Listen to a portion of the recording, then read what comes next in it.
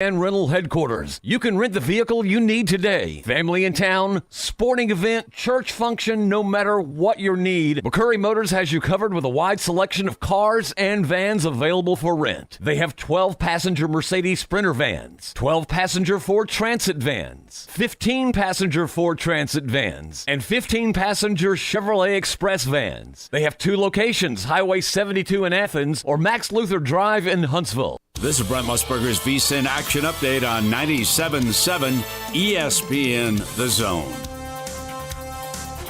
Braves at the Giants tonight. Kyle Wright on the bump for Atlanta at -152 on the money line. San Francisco at +120. The over-under at 7.5. NFL Week 2, the Saints face the Bucs in the home opener in New Orleans Sunday afternoon. The Saints a 3-point home underdog. The Falcons +10.5 at the Rams. The home stretch of the Major League Baseball season. The Dodgers are still the favorite to win the World Series at +300. Houston at +400. The Mets and Yankees each at +550, and the Atlanta Braves +750. Red Hot winning picks at experts.winnersandwiners.com. Save 75% on any best bet package with the promo code ACTION75. That's ACTION75 at experts.winnersandwiners.com. I'm Trey Westerberg, 97.7 ESPN The Zone.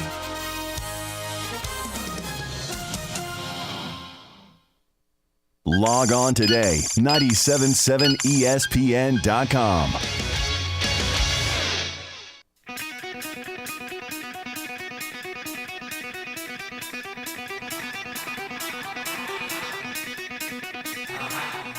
Welcome to Talkin' Ball with Scott Theisen and Drew DeArmond. Call into the Neighbors Wealth Management Hotline now, 256-576-4977. That's 256-576-4977. Now, here's Scott and Drew.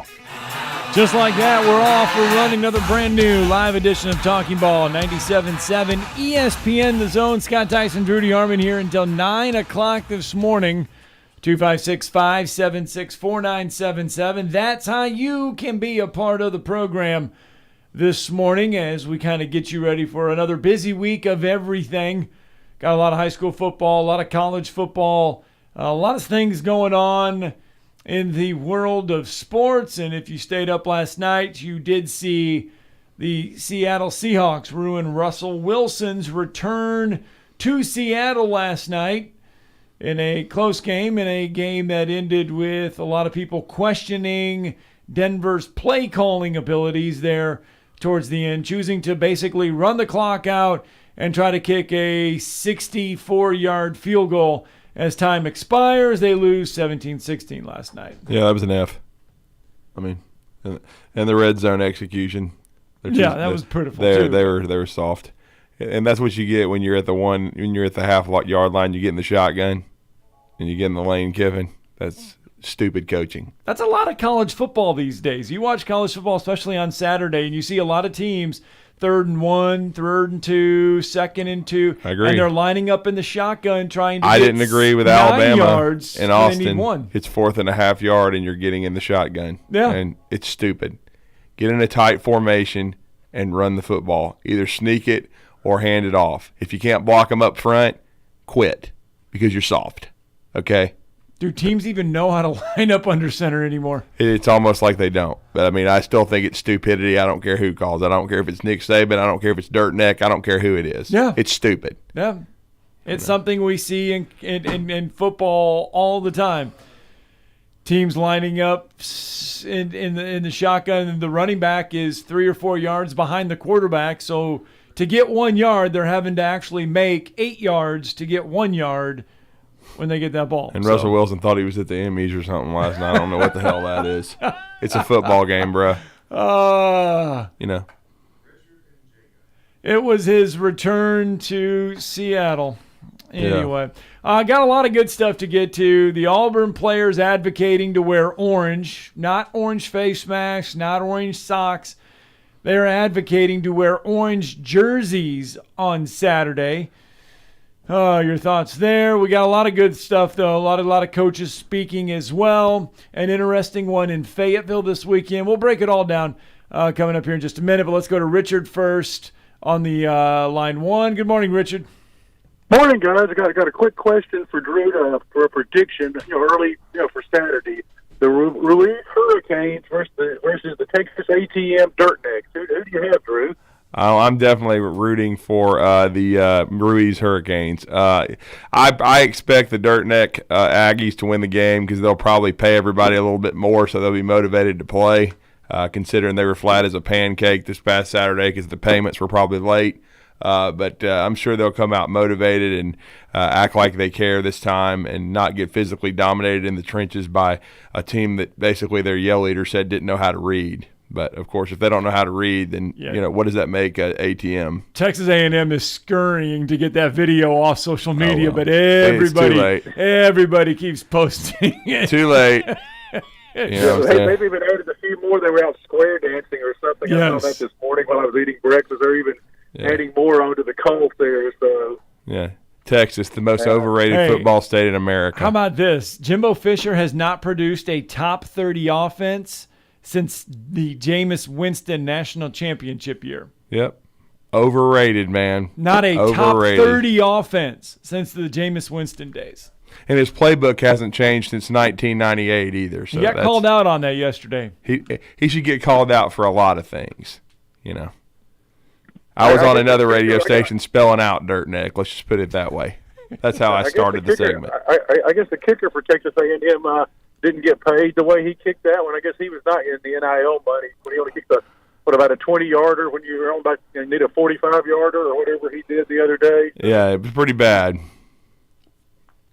Yeah, I thought that was good. We got the Ruiz Hurricanes and Texas A&M, and Scott. At least I was on the 7, but they got a touchdown this time versus the safeties and a field goal. So they only had to go 18 yards to get the touchdown because it came off a turnover. So anything more than that, they wouldn't have made it.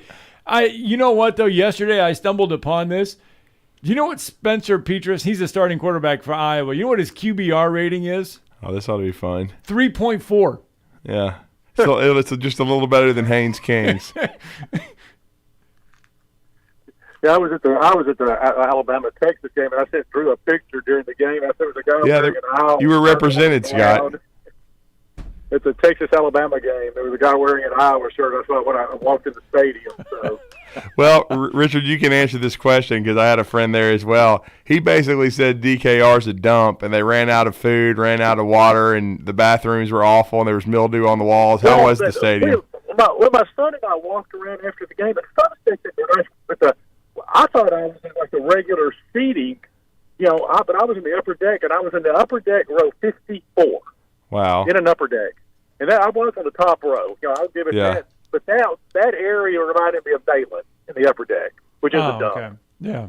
But we walked around to some of the end zones, and and you couldn't even go. My son went out at halftime, and he just came back with nothing, and it was hot. I mean, I was dying up there. Yeah. Because the crowds were so bad. But some of the lower areas, it's kind of more like the zone type seating and stuff in other areas. But it's mainly that big upper deck is a dump. Yeah. Like I said, the steps were really high because there was when they started making their drive, we moved down, to about the fifth row 15 or something in the upper deck, and those seats had chair backs and arms, but you still had the same, bathroom, the concession stand, and all of that there. But you did have, an arms and a chair back there. But like I said, that one section, but the other parts, you don't have as big of an upper deck. And like I said, we walked around, and my son going, "This is a totally different stadium." If we're walking around the other parts, but I'm sure they're going to put the visitors, in the dump one, just like Alabama puts them in the, the corner of the lower bowl and then the upper corner of the north end zone. So it's not like we're giving them, better seats, I guess, than Texas gave us. But it's not like we're giving them prime seating either. Right. Because you want your season ticket holders to have the good seats out, but. Yeah, but the people were nice. I mean, they all came up, and said good game after the game, and thanked us. And I told them, welcome to the SEC. I said, it's this way every week. Get ready. No more Big 12 out. It's tough in the SEC. Yeah, it is, no doubt. So, but I had a good time outside of the heat. So, out hanging out with all the Texas folks. So.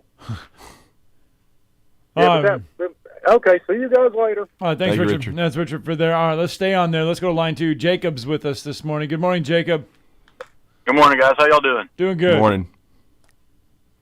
Kind of just wanted to talk the Seahawks game last night. I'm a big Seahawks fan, even though I'm in Huntsville. Yeah. Nice.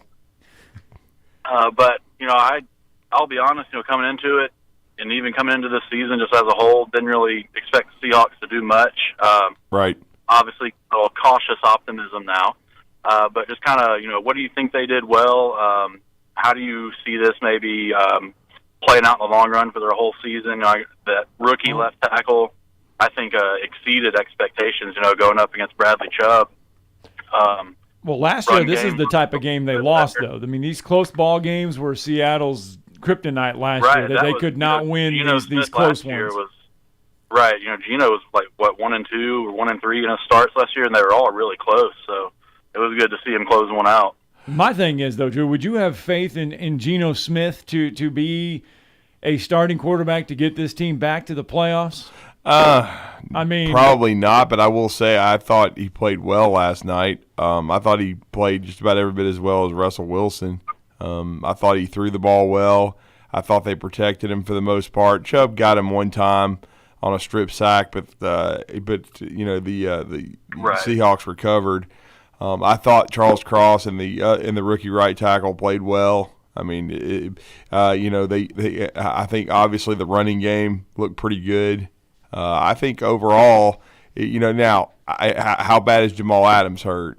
It seems like he's hurt seriously. I mean, I was going to ask if y'all had any updates. Well, that's what Pete Carroll said. It's serious. They call it. All I saw was that it was considered a serious groin injury or something. So he may be out for a few weeks. He's kind of the emotional leader of that defense. So we'll see. I mean, that's this. It's definitely because most of those guys that were on the Legion of Boom are gone, if not all of them. Oh, absolutely. Yeah. I mean, I think they're all out of there. Yeah, I think they're gone. So.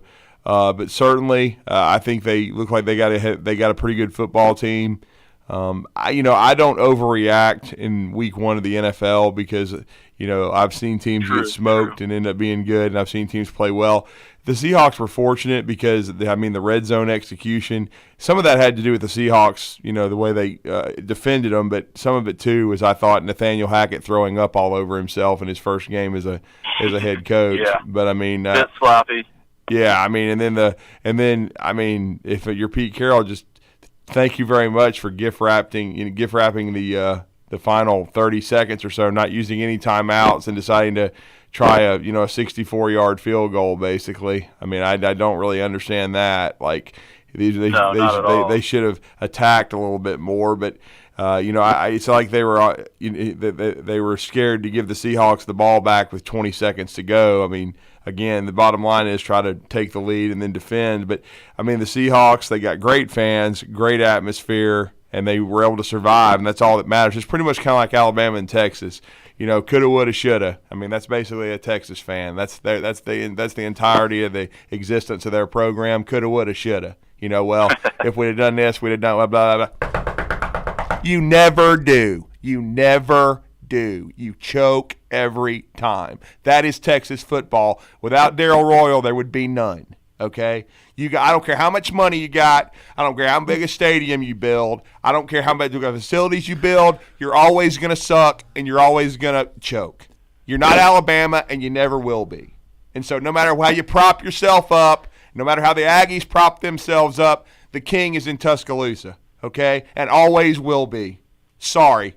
Go all the way back to the 20s. As long as Alabama hires the right coach, your ass is grass, and we're gonna mow it. There you go, Smoke. That's for you, brother. and I agree with that 100%. There we go. So does that help you, Jacob? Does that help? Oh yeah, absolutely, okay. Absolutely. Yeah. And I mean, I will say this. Pete Carroll ages about like Nick Saban, though. I mean, he does. It's hard to believe the cat's 70 years old. I mean, he's got great energy. My mom texted me during the game, and she said, "Wow, Pete looks great." So. Yeah, I mean, it's going to be interesting. If Geno is a guy that's flown under the radar, just waiting for a chance.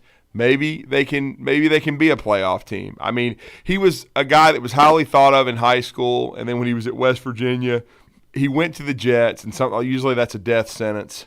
And, and sometimes they put that albatross around your neck. Well, you couldn't turn the Jets around. I mean, there's only one quarterback that's ever won with the Jets, okay? And that's Joe Willie.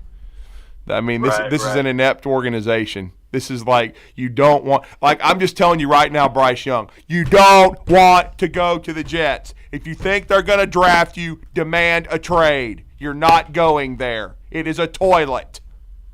I mean, I'm just. And that's some of the moves Bryce Young made in that Bama game Saturday reminded me of a young Russell Wilson. Getting out of a sack, rolling out, throwing a touchdown pass, and then avoiding that big corner blitz and avoiding that sack. Yeah, it's amazing some of these Twitter morons too. I just got through reading somebody saying he didn't have enough arm strength. Oh man. You take your brain out and play with it. Yeah. And then Bryce Young's the problem, bro. Yeah. Just want to hear your thoughts on this, and then I'll hop off. How is Russell Wilson feeling after not being trusted to get 5 yards on a 4th and 5? As clutch as he's been, and isn't that the main reason he left Seattle? He didn't get to cook. But I'll hop off. Well, thanks for the call, Jacob. Here's the problem, Jacob. And again, I know who Nathaniel Hackett is. It's Paul Hackett's son. Right. I always thought Paul Hackett was overrated and wasn't much of a head coach. They always raved about his ability as a play caller and an offensive mind, blah, blah, blah. And maybe he's a good offensive coordinator, but I was not impressed with what he did as head coach yesterday. But again, half of these dudes, I don't even know why they get head coaching jobs, because just because you're a good offensive coordinator doesn't mean you're going to be a good head coach. Sometimes I'll give it the great example is Dabo Swinney at Clemson. Right. Dude was never an offensive coordinator, but he's a good head coach. I mean, half the time these owners, they hire these head coaches. Well, he was a great offensive coordinator, so we think he can. The Dolphins are trying to do it. Well, it goes in stretches. They either want the best defensive coordinator or they want the best offensive coordinator. That's the Jets situation. Right. There's not a lot of great head coaches in the NFL. I'm talking about proven guys. No. There's only so many Bill Belichick's, and now Belichick's getting ripped because his roster isn't good enough. They're talking about how they haven't. Well, he's made a lot of But he's still the greatest head coach in history. But it is what it is. It goes in peaks and valleys, especially in the NFL. If you lose players, it all comes down to how you draft, and it comes down to luck. Because come on, man. Years ago, when the Patriots drafted Tom Brady in the 6th round, they didn't know he was Tom Brady. Nobody did. Well, he wasn't Tom Brady when they drafted him. They were thinking he'd be a good backup quarterback to Drew Bledsoe, who was the number 1 overall pick. There was never any thought, okay, Tom Brady's going to be our quarterback for 20 years. Sometimes it wasn't even until about year 5 that they think really about Russell Wilson, who's the greatest quarterback in Seahawks history, who Jacob was just talking about. He was a 3rd-round pick. Okay, right. He was. Just think if he would have chosen Auburn over Wisconsin. Yeah. What would have?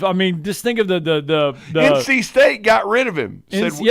We didn't want you to play. We're tired of you trying to play pro baseball. We don't want you here. Just think if Gus Malzahn had landed Russell Wilson, if his career path would have been the same. Yeah. If he would have gone on to be a 3rd-round pick and gone to where he was now, would have Russell Wilson's career path been the same if if Gene Chizik would have gotten Russell Wilson? That, of course, was right after the national championship. They needed a quarterback, and Russell Wilson visited. It came down to Wisconsin and Auburn, and he ends up choosing Wisconsin. 256-576-4977. That's how you can be a part of the show. Nick Saban yesterday talking about I was asked about penalties. What did I just say? I'll repeat myself. Discipline to execute, play smart, make good choices and decisions. That's what we'll do we have officials out there every day. So we get a penalty report every day. Every player is confronted with, you made these penalties, whether it was offsides, pass interference, illegal motion on offense, whatever the penalty is. And those things are always emphasized. So it's not like this is, sort of a resurrection of wow, we need to start doing something about this. We've been doing it. Players need to make choices to have the discipline in the game, all right, that it doesn't do any good to try to create an advantage for yourself because you're not above the law. So you got to make good choices and decisions. But that's the discipline that I've been talking about since I've been standing up here is exactly what I'm talking about. You can tell. You can tell he's delivered that message a few times inside that locker room because his voice and his speech kind of sped up there just a little bit when bringing up the word penalties. Yeah, I mean, they had 15 of them for 100 yards. You're not going to win football games on the road in the SEC consistently with those kind of mental errors and mistakes. They got to cut it out. I mean, it's the biggest thing it was the ugliest part of the game. They have to be better. They've got to be mentally tougher and do their job. They showed a lot of mental toughness and cleaned it up in the second half, especially in the fourth quarter, and won the game. But you can't dig yourself a hole like that because other teams might be able to punch the ball in the end zone. You get a fortunate bounce or two. That's the way football is. Luckily, Alabama got some fortunate bounces and some breaks in the game and made some of the breaks themselves by how they played. But again, football can be a funny game because last night we were bringing up the Seahawks and the Broncos. Yeah. The Seahawks were very fortunate, a couple of times that that they were able to survive in the red zone because some of it they did a great job of defending and knocking the ball loose, but I think other parts of it was just not being mentally tough enough. Talking about the Broncos and holding on to the damn football.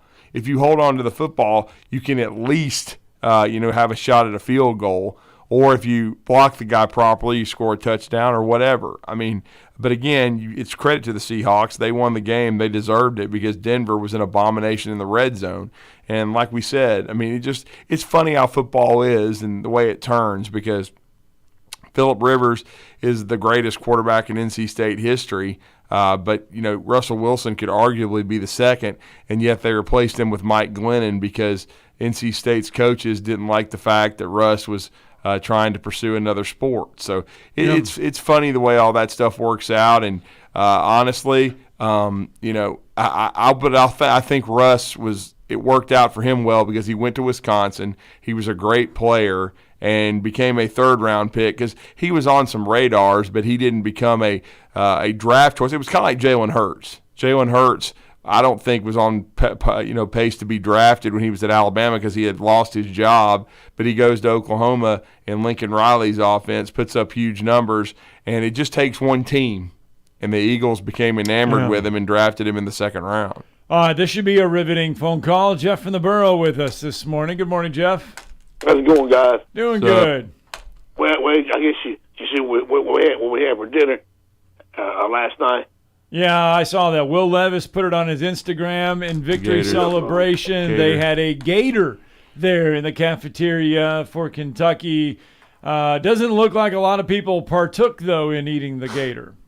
Well, it was steak and lobster and a bacon-wrapped alligator. Bacon. Yeah, well, still. I'm out on that. I'm sorry. I'll take the bacon off the gator, but I won't eat the gator. I've never had gator. I don't know how it tastes. It tastes like chicken. That's what they say of everything, yeah. So, but that's what he talked about on his. Stoops talked about it on his radio show too. But yeah, they did have that last night, and I guess y'all saw where Rodriguez is going to be back in a couple weeks. So yes, he's got two more non-conference games, and then he'll be back for the Ole Miss game. Yeah, it was an eligibility deal with the NCAA, so he got all that taken care of. And Drew, will tell you something. As far as winning the SEC in football, you see, all I really want to do is get to Atlanta because nobody thinks we can do it. That's why. Because nobody does. Nobody thinks we can do it or ever will do it. So that's the biggest thing. So it ain't nothing like that. But if we were a power like Alabama, it'd be different. But we're not. But he's building something though. So I just said he wanted to bring the program to national prominence. He got laughed at when he was hired. True, he was laughed at. You can't do it in Kentucky. You can't bring us to national prominence. You can't do it.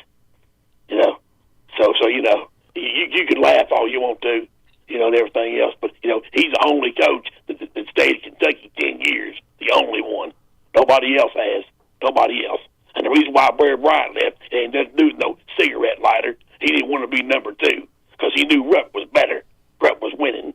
He was winning 4 national championships at the time and all them SEC titles. That's what it amounts to. That's all it's about. It ain't about no cigarette lighter or no darn Cadillac or whatever the heck it is. So who's better now? Who's better now? Is it Mark Stoops or John Calipari? What do you mean? You said the reason why Bear Bryant left was because he knew Rupp was better. So I'm asking you, who's better now? Is it Mark Stoops or John Calipari? Both of them about equal, but see, the difference is this. Calipari can leave tomorrow. His legacy's secure. He's in the Hall of Fame. He's done everything. He's getting ready to get an award in November for all the stuff he's done. When the earthquake in Haiti, he raised money. When the Hurricane Harvey hit, he raised money. The floods and tornadoes, I think he raised money. But let me tell you guys something, guys. This in Tennessee, we had floods in Waverly, and big floods. Where was Rick Barnes? Did he come over to Waverly help them? No, we didn't. You know, it's a state job. See, as far as what Calipari said, as long as he's in that seat, that's what he's going to do.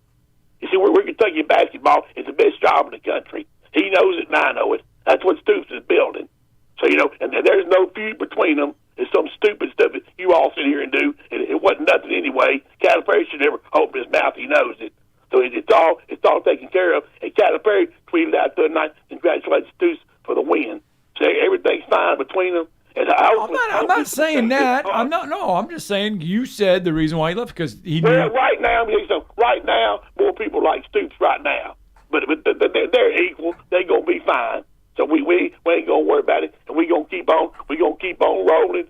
And you know, you keep saying we can't do it, and keep telling us that. And that's how Kentucky plays. We play better. We got a chip on our shoulder. You know, this has been riveting, but we got to go.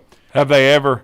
I just want to know that. Have they ever? And you know, and I know Coach Rupp has had a huge impact on college basketball, but who's more famous, Bear Bryant or Adolph Rupp? I think we know the answer to that question. How many people go to a football game? 100,000. How many people go into Kroger Field? 60,000. If you're talking specifically basketball and you talk Adolph Rupp would be. I'm talking about coaches, period. Okay. All right. Think about that one. Let's get a break in when we come back. Coach Bryant was the winningest coach in the history of 2 schools. Coach Rupp was not. You're listening to Talkin' Ball on 97.7 ESPN, The Zone. Got 2 different wrecks on 565 near mile marker 1. One of those has got an injury involved, and they've got 2 of the eastbound lanes blocked up, so you only got 1 lane open there.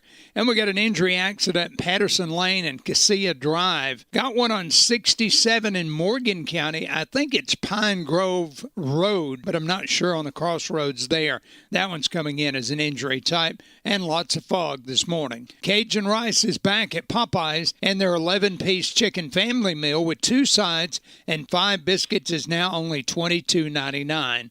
Popeyes, University in Jordan, 72 in Jeff and North Parkway.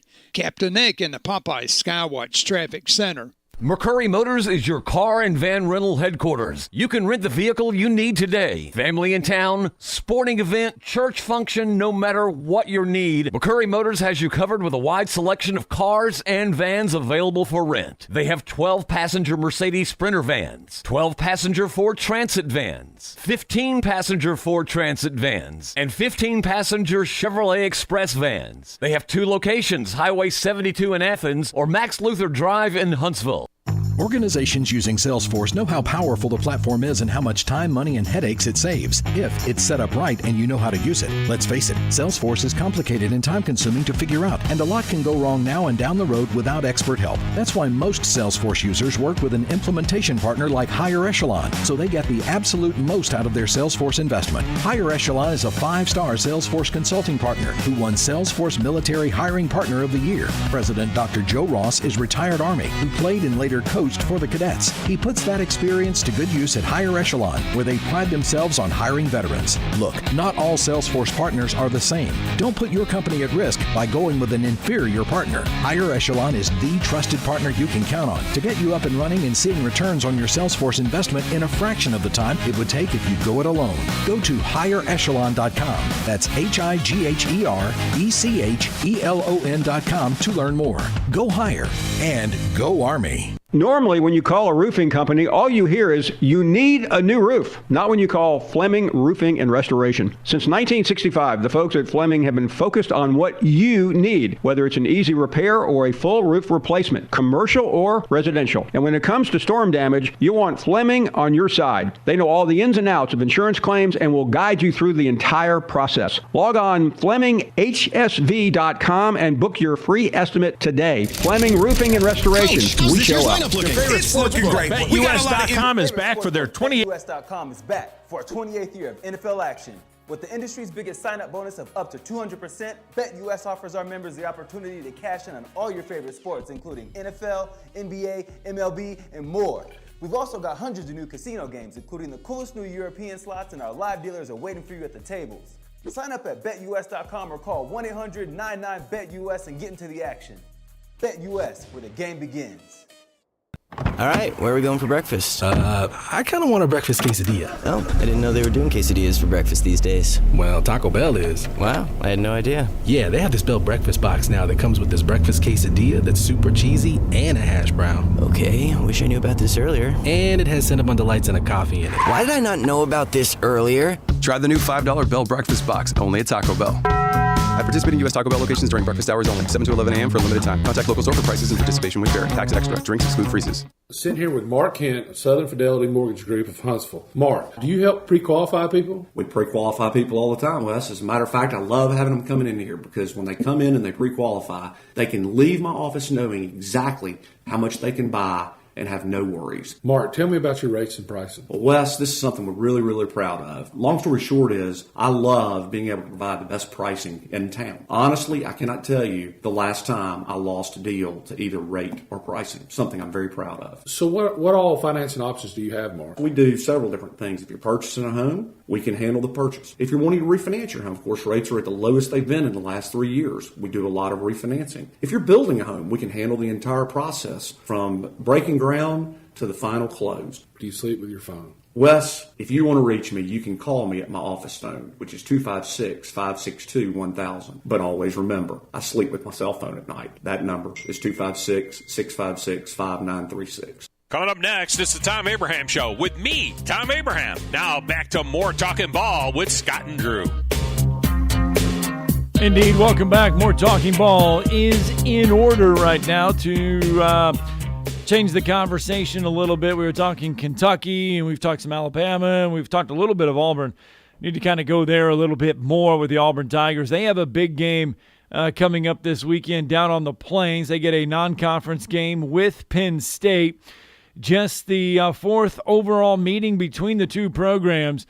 And I don't know if it's the story that's come out of yesterday or what, but Owen Papo, the senior captains and stuff, they really want to wear orange jerseys on Saturday. That's what they really want to do. Last year, remember, Auburn kind of did a white out. They had the white jersey, the white pants, and they put the white bars on the face mask. I really did like the white bars. Yeah. The white bars were sharp. Yeah. I'll admit that. I told everybody that, and I like the orange bars.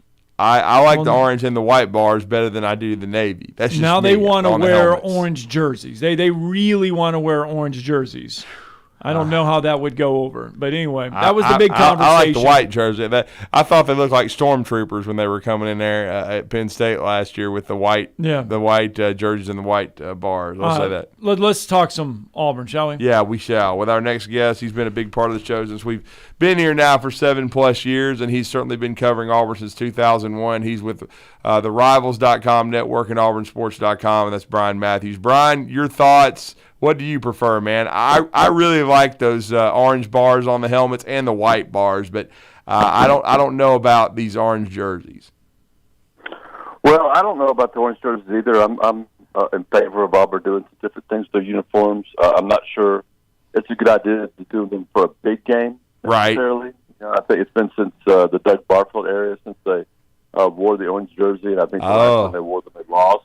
That's a good point. Bring them back against a non-conference opponent that you're expected to win against, not one you're a home dog against. So I do think they're going to do something with uniforms. I think orange face masks are probably one of the things they'll do, and we'll see if there's some other orange things, maybe shoes or something. But we'll see. Maybe I'll be surprised come Saturday.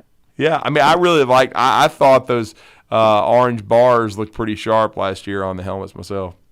Yep, definitely. So, I'm in favor, but maybe not the best time to do it. Well, hopefully the quarterbacks are having a better time to perform than what we've seen for the first two games. Saturday's performance against San Jose State, one of those ones that kind of like, okay, are we making progress or are we not making progress?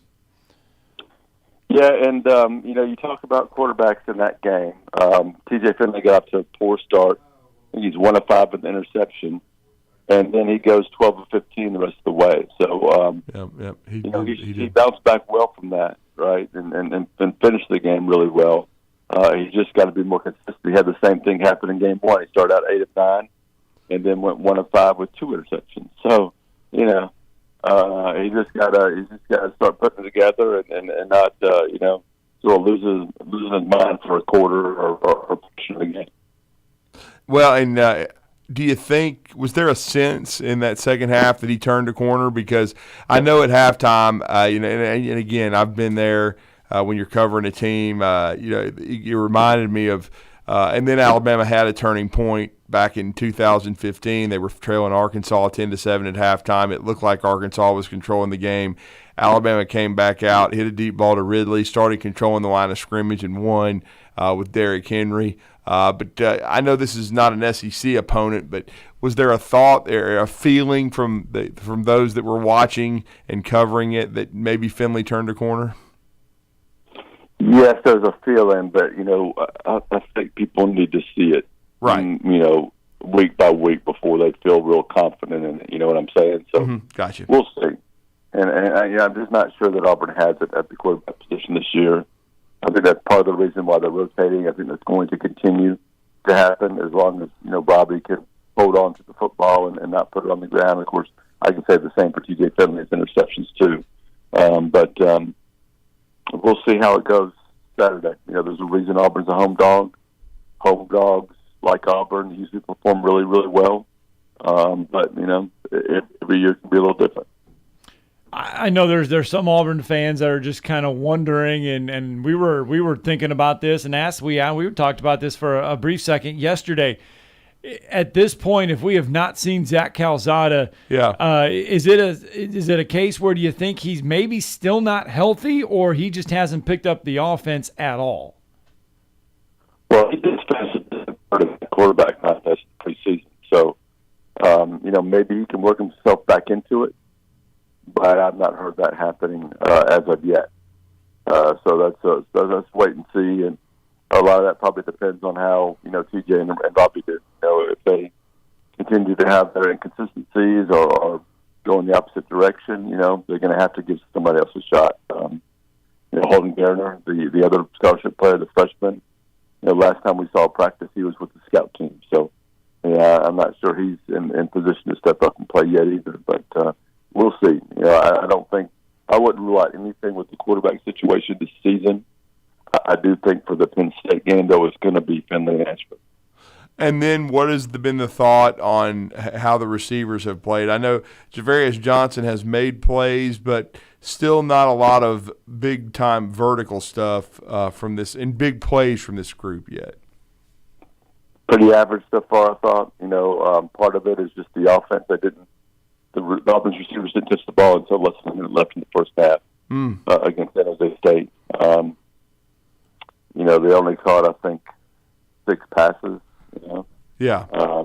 Made very little yards after contact. After catch. So just an area they need to step up in. Right, the receivers, the quarterbacks, the protection, and all needs to function better. And Auburn needs to run the ball better. That'll be a key against Penn State. And, it's a big question mark for me. Can they run the ball against a good team and be that run play action team they want to be?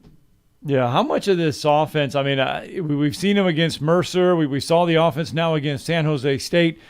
How much of this offense do you really think that we've seen in the first two games? That's another great question. I think they probably played it a little vanilla. I do. I think there'll be some twists. They'll have Penn State. There has to be. Will that be enough? We'll see. But, yeah, I do think that's a good point, and that's one of the reasons why I think, anybody basing, their opinion on Auburn in 2022 based on the first two games, I say pump the brakes a little bit. Let's see what they look like against a Power 5 team like Penn State, and then start drawing some more conclusions. Yeah, and defensively, what have you been impressed with, Brian, and what are your concerns through two games before Penn State comes to town? Yeah, I think the run defense has been exactly what we thought it would be, really, really good. Mm-hmm. Been impressed with that up front. But they're not making plays in the backfield. They're not rushing the passer. They're not pressuring the quarterback. And they're definitely not making plays in the secondary like I thought they would. Part of that is a function of the quarterbacks getting rid of the ball quickly on purpose, I think, because they know Auburn has a really good pass rush. And part of that is them playing off receivers a little bit, and teams taking advantage of that with some quick throws. So we'll see how they mix that up. Maybe a little bit better against Penn State. But, I think Auburn's secondary, first and foremost, needs to start making more plays. I think they've got that potential and that ability. They're just not getting it done right now.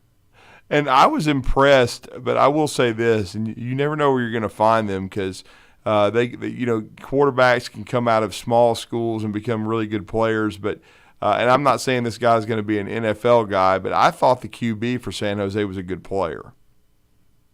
Yeah, the transfer from Hawaii, Cordero, was really good. Auburn had a tough time with him. He did a great job of playing a scrimmage, finding the guy he wanted to go to, taking a couple of quick steps, and then firing it out there and being really accurate. I thought he did a good job and kept him in the game. Mm-hmm, he did. Well, and now that you've confirmed that for me, yes, Timmy Chang let the wrong quarterback go. I've seen Hawaii play. Yep. Exactly. They could have used him, no question about it. But now and then in the kicking game, we know Anders is a proven guy. Oscar Chapman had a good performance. But do they need some more juice in the return game? What are your thoughts there? Maybe. I look at early the season, unless you've got a proven guy, has a chance to, try out a few different guys and see how everything looks. But, Keontae Scott, to me, has some ability there.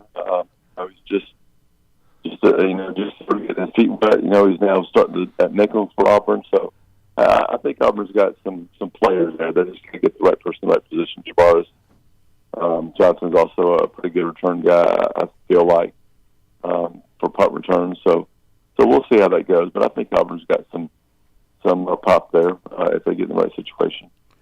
Well, you look at this Penn State team last year. This Auburn team came up there, obviously a different quarterback, some different faces on the defensive side, but Auburn was in this game to the end. Penn State comes in this year, same quarterback, some different faces though. Auburn projected to win this one, should take care of business at home. How do you see it on Saturday? Well, like Brian said, they're a home dog right now.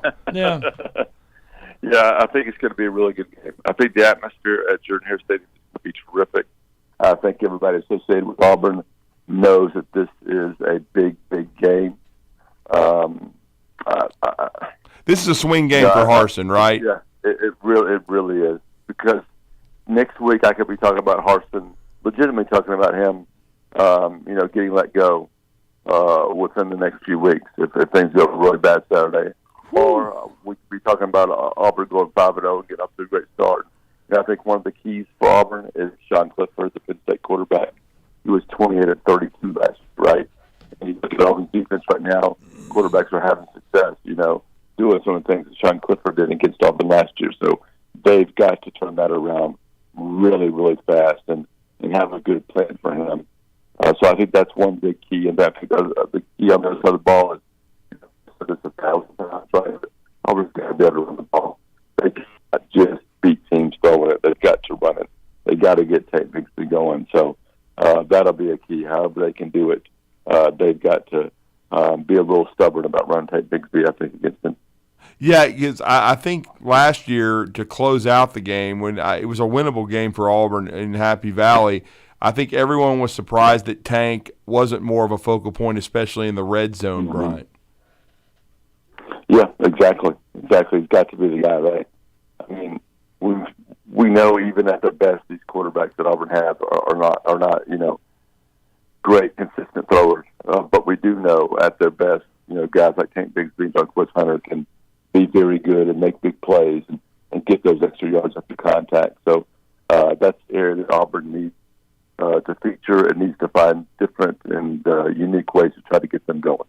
Well, and then you mentioned Keontae Scott. I think he's the key to the secondary, too. You're right. He could, as he gets more comfortable, could provide some spark in the kicking game and as a returner. But the thing Auburn has to do defensively that we haven't seen thus far, and again, they may have been very vanilla in their approach to these first two opponents as well with their looks, but they've got to be disruptive and start forcing some turnovers.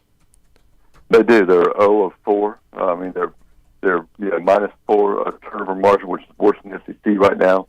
So that is another big issue with the defense, is forcing those turnovers. And I think a lot of that goes back to getting more pressure on those quarterbacks, making more plays in the backfield, disrupting things, and forcing those turnovers. So, yeah, that's another big area that Auburn needs to step up. And, Brian, how healthy is Auburn right now? It seems to me that they haven't had, through 2 games, any catastrophic injuries. Yeah, I'd say they're very healthy. Malcolm Johnson, the starting wideout, who missed the San Jose State game with a minor injury, is back this week. Zeke Walker, the backup D tackle, is still, I think, a couple weeks away. He had a scope of his knee. But other than that, I think Auburn's in perfect health as far as I know, unless something new pops up this week. Yeah, and Brian, as we wrap it up with you, this is Brian Matthews, auburnsports.com. You mentioned that Tank Bigsby and Jarquavius Hunter have to be a big part of this. They have to be able to run the ball. They've run it pretty good the first 2 weeks, but this has got to be their best game. Besides the running game being the focal point, what is the key? A couple other keys for Auburn in your mind to get a win? Because I think this is going to be an electric crowd. I think it's going to be a great atmosphere. I think we're going to see Auburn give their best effort because I think these players remember last year, and I think they know. And the guys that are here now are here because they want to play for Coach Harsin, and we know Coach Harsin's situation. This is a huge swing game in his career at Auburn. But what are a couple of the other keys for you? Well, I think another big key for Auburn is to be in this game all 4 quarters, right? Don't slip up and let Penn State get away a little bit, because if they're in this game, Jordan Hare is going to be rocking and rolling and really loud, and I think that's a great atmosphere for a big game, a big competitive game. It can be a real equalizer for Auburn, so I think that'll be really important. That goes back to getting off to a good start. And then, I just think the turnovers that Coach Harsin has just talked about. This is a team that he felt like he was building that was going to win that turnover battle week in and week out. An efficient team offensively and defensively can be really disruptive. We just have not seen that defensively. So this is the game they've really got to break loose and really start doing some things and making some plays on defense and maybe helping to set up this offense, for some points, because I'm not sure they can consistently drive on Penn State, 80 yards, 75 yards, more than once or twice a game. Mm-hmm. All right, Brian. Good stuff. Great stuff, yes. Brian. Let everybody know how to follow your coverage, man. I appreciate that. And should also be a pretty big recruiting week for Auburn. Yes. I think the Tigers are expecting about 6 official visitors in, a half dozen or so. And Adam Hopkins, the 4-star receiver from Thomas Central in Georgia, should announce his decision on Thursday morning.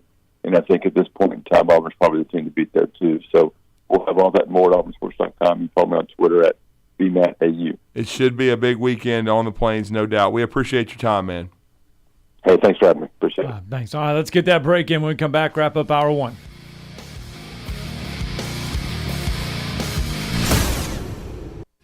You're listening to Talkin' Ball on 97.7 ESPN The Zone. A major mess on 565 eastbound. Two different wrecks, one of them around mile marker 1, the other one very close to that. They've got 2 lanes of the interstate blocked up. There's only 1 lane open right now. There are injuries involved there. Southbound Hudson Memorial Bridge headed into Decatur. That one's coming in as a no injury. 67 and Pines Road reports with injury. Patterson Lane and Cassia Drive also reports as an injury type. Officers, construction workers, and first responders put their lives on the line every time they step on the roadway. Why not make it safer for them? Move over. It's the law.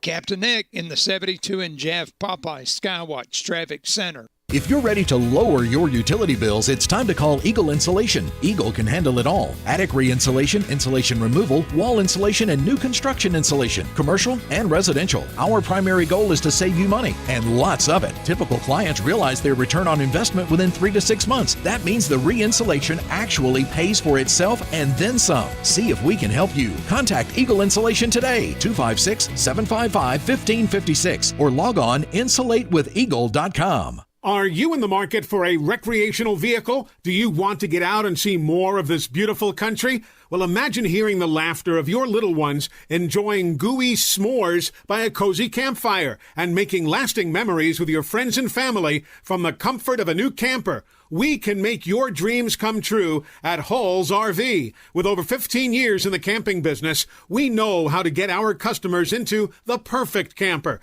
We have several models and floor plans here for you to choose from, both new and used. We're family owned and operated with fantastic deals and great service. Everyone wants to work with people they can trust, so come on down to Hall's RV and get the deal of a lifetime. We'll treat you right and get you on the road in the camper of your dreams. Visit us on Highway 431 in Albertville. Hall's RVs, where we sell fun. Or see us on the web at www.hallsrvsales.com.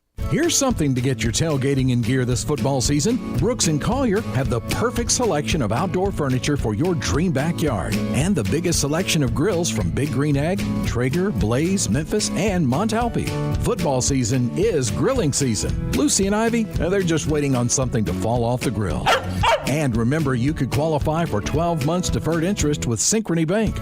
Brooks & Collier, 813 Meridian Street and at brooksandcollier.com. No representation is made that the quality of the legal services to be performed is greater than the quality of legal services performed by other lawyers. This is Attorney Tommy Sinyard on behalf of Sinyard Law, and again proud to be a sponsor of all things football here on ESPN Radio. My son Bart and I started our own law firm July 1 and are very proud and excited to be bringing you our 50 years of collective national award-winning injury trial law experience. Check us out on the web, sinyardlaw.com. Sinyard Law, nationally recognized, locally respected. Great food and the best live entertainment is what it's all about at the Furniture Factory Bar and Grill. Head to downtown Huntsville every Tuesday for karaoke on the only outdoor karaoke stage in North Alabama. Thursday night is the Valley's longest running and biggest bike night. Food and drink specials, giveaways, and live music on the patio. And the Furniture Factory menu is fully loaded with options from steaks to salads, plus a whole lot more. Featuring a weekday happy hour that starts at 3. 619 Meridian Street, downtown Huntsville, and online at FurnitureFactoryBarGrill.com. This segment of Talkin' Ball is brought to you by University Kia, the #1 volume Kia dealer in the state of Alabama. Located online at universitykia.com. All right, welcome back. Talking Ball, 97.7 ESPN The Zone. Scott Tyson, Drew DeArmond with you on a Tuesday morning. Let's get out there. Mark from Gulf Shore is with us this morning. Good morning, Mark. Morning. Morning. Hey, guys. Good morning.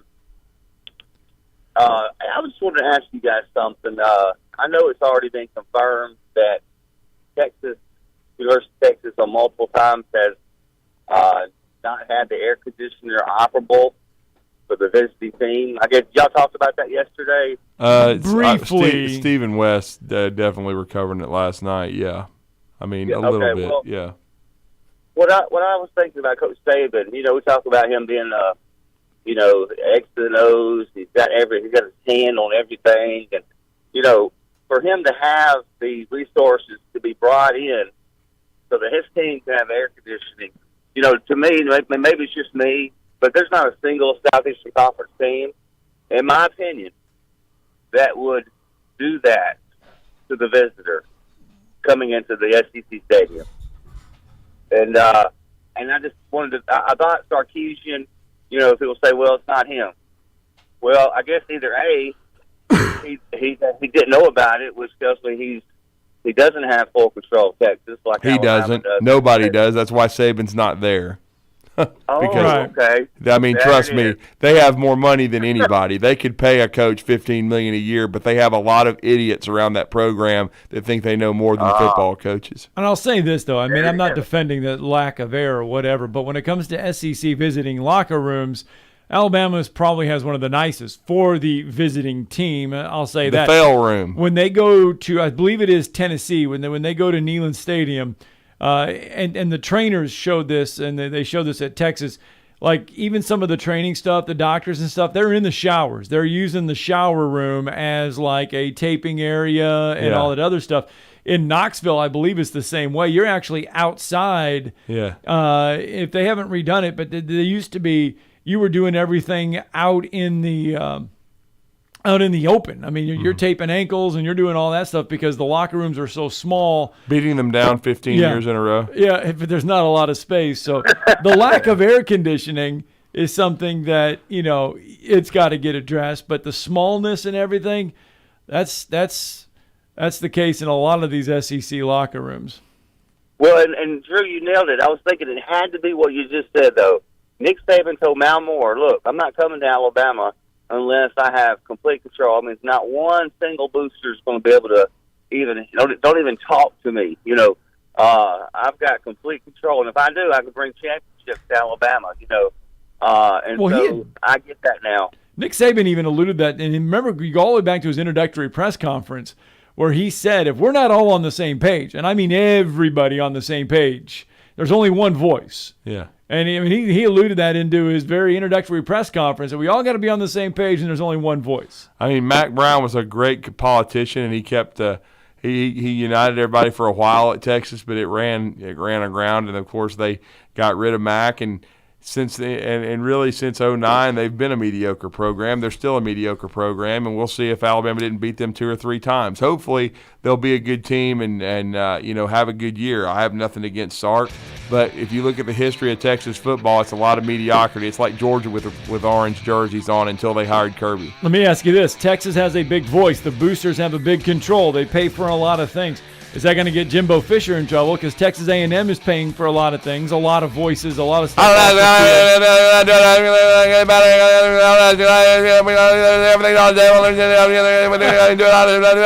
that going to get him in trouble?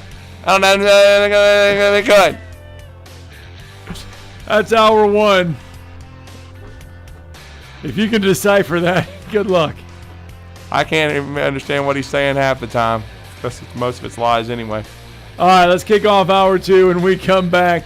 Phone lines are still open to you, 256-576-4977. It's like he's the head of an auction house, you know? That would be good. Bring him in. Progressive Snapshot can save you money based on how you drive and how much you drive. So the safer you drive, the more money you could save. Now, if you didn't hear that because you were yelling at another car while driving, let me say it again. You need to calm down. Yelling is just making everyone as stressed out as you are and letting them all know that you definitely aren't trying to save with Progressive Snapshot.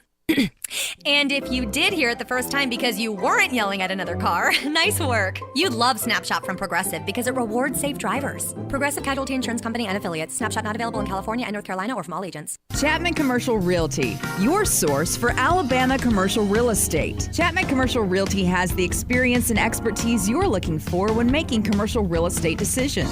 If it's office space, retail space, investment property, or project development, Chapman Commercial Realty is your answer.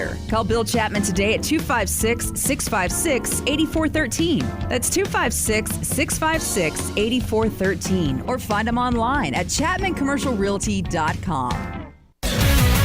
WZZN, Union Grove, Huntsville, Alabama. 97.7 ESPN, The Zone. Those wrecks on 565 eastbound at mile marker 1 have traffic back all the way back through the 565 I-65 interchange and all the way back down to the Priceville exit, working on getting those clear. There's only one lane of the Interstate 565 open right now. Got 565 westbound near Old Madison Pike, debris in the road. Got Gate 9 Redstone headed into the Arsenal, debris there. 431 northbound at Hayes Nature Preserves reporting as a no injury. 67 in Pines Road in Morgan County reported with injury. Patterson Lane and Cassia Drive also reporting as an injury type accident. Need help finding accounting, admin, or medical staff? Snelling can help. 256-382-4000. Snelling, how Huntsville's best companies hire talent. Captain Nick in the Jordan Lane Popeye Skywatch Traffic Center. From the Fox 54 Weather Center, I'm meteorologist Emily Owen. For this Monday, expect mostly sunshine. High temperatures topping out in the mid to upper 70s for the afternoon. And it looks like it's going to be a dry day as well. For your Monday night, a clear sky. Low temperature is going to be falling into the mid and lower 50s for the overnight. I'm meteorologist Emily Owen on your home for ESPN Radio 97.7 ESPN, The Zone. This is Brent Musburger's VSiN Action Update on 97.7 ESPN The Zone.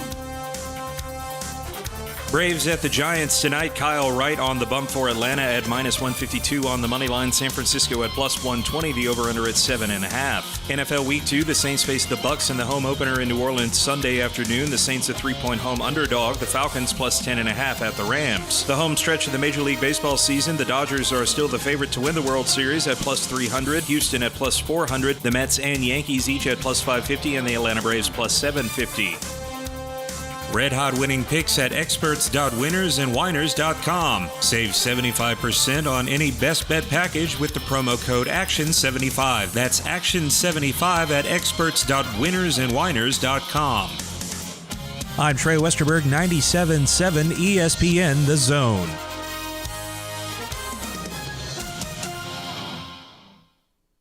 Log on today, 977ESPN.com.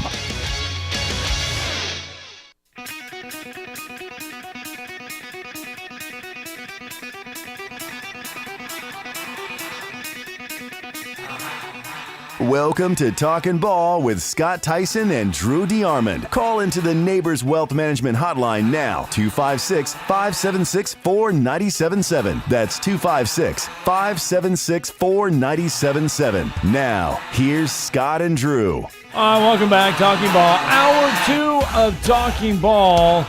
And, of course, Hour 2, just need to mention that Hour 2, kicking it off, sponsored by 2 Men in a Truck, locally owned and operated. 2 Men in a Truck. If you need to move, if you got a cross-country move, local move, whatever, 2 Men in a Truck's the place to do it. They've been around for, over 27 years, and they are some good people. If you need to get things done, 2 Men in a Truck Huntsville is the place to do it. Find them at 2meninatruck.com. They've been around since 1997, 25 years. And whether you're moving cross-country, moving local, 2 Men in a Truck is the place to do it. So give them a call and let them handle all of your moving needs. It's 2 Men in a Truck, 256-392-9462. Coming up on Saturday, and then this is kind of interesting.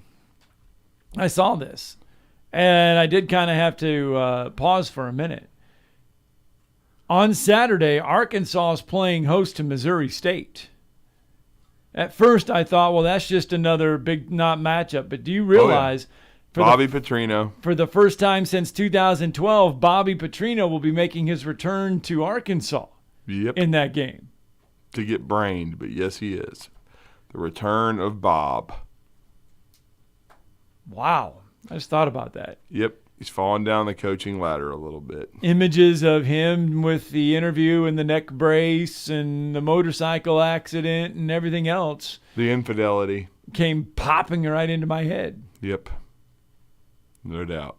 It's be an interesting return. It shows you how quickly the years go by. But That's when, of course, as we know, Bobby Petrino had before that, he had that one disastrous 3/4 of a year, basically the Urban Meyer with the Atlanta Falcons.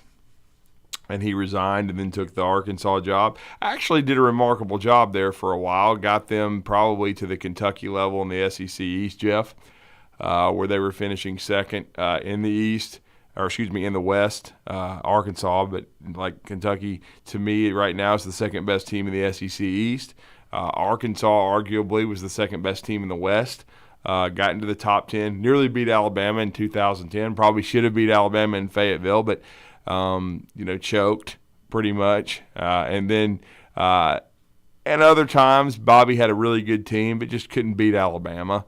I mean, and there's nothing wrong with that. I think he did a remarkable job. But just like the ending of his second run at Louisville, just everything, all the train just came off the tracks and everything fell apart. Same thing with Arkansas. And, of course, his personal conduct had a lot to do with that in Fayetteville. But, again, Bobby Petrino basically can blame himself for the failures at Arkansas and him getting dismissed.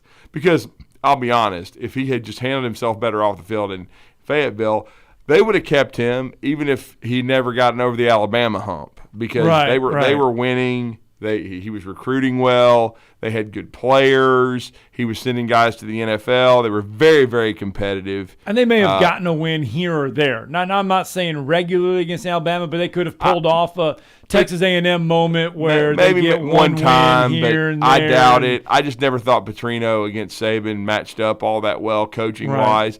But he was still doing a really good job. But his personal conduct got him in trouble. And then at Louisville, kind of the same thing. It was a lot of off-the-field stuff, not to the extent of what happened at Arkansas, but, just verbal abuse, things of that nature, the way he treated players. Because let's be honest, Bobby Petrino's a prick, okay? He's like Jimbo's cousin is the best way to put it conduct-wise.